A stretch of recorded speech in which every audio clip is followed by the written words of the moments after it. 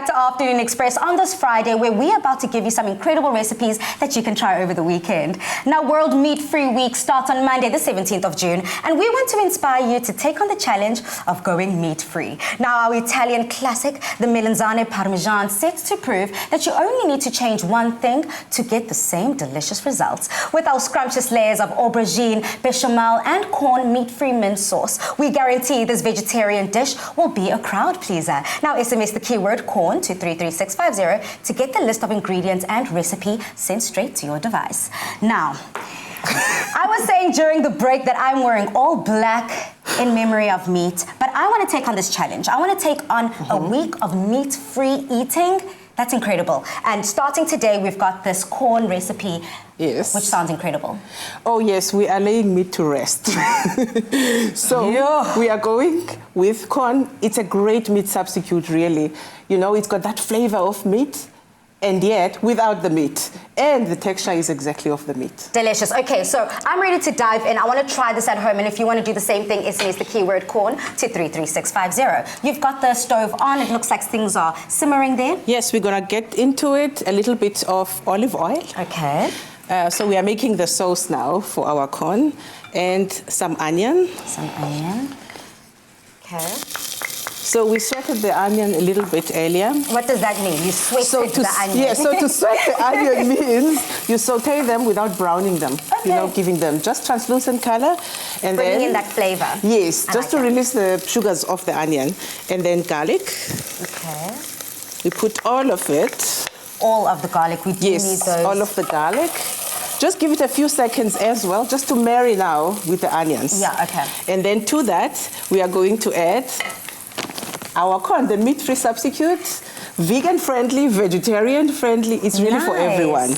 Nice. I know my mom has been meat-free for a couple of years now, and she is so obsessed with the Qourn product because it gives all the nutrients, all the iron, and it's the perfect mix between having a vegetarian dish, but something meaty, something with that flavor. Oh, yes, Bali, I agree with you. It's very high in protein, so it's made from healthy fungi, really. It's good for you. It's not just a meat substitute. Okay. So to that, we are going now to add our fluids to make the sauce. Okay. So here I've got canned tomatoes. I see that this is definitely an Italian-inspired dish. Usis Pomla has been traveling the world. You went to Sicily, and did you pick this recipe up there? Oh, yes. I noticed that Sicilians eat a lot of melanzane, you know, your aubergine, which in South Africa, so I'm putting a little bit of flavor, oregano, tomato, flavors love each other. Yes. So a little bit of salt and pepper. So Italians really love their melanzane. And in South Africa, I've noticed we really underutilized those ingredients. Absolutely. A little bit of sugar to balance the flavors. Whilst you're making that sauce, and it seems like it's coming together so beautifully, I'm going to start doing the layers. Oh, yes, we should. Okay, so do we start with the aubergine? So this is how you get the nice grill marks on the aubergine. Take a little bit of oil. Okay. You oil both sides. Delicious. And then you have a very hot griddle over there. So you're going to press it. You can use a utensil if you want. Okay. But I've got chef's hands. So you grill that. I'm not familiar with preparing aubergines. How quickly or how slow does it take to make sure that they're cooked right through?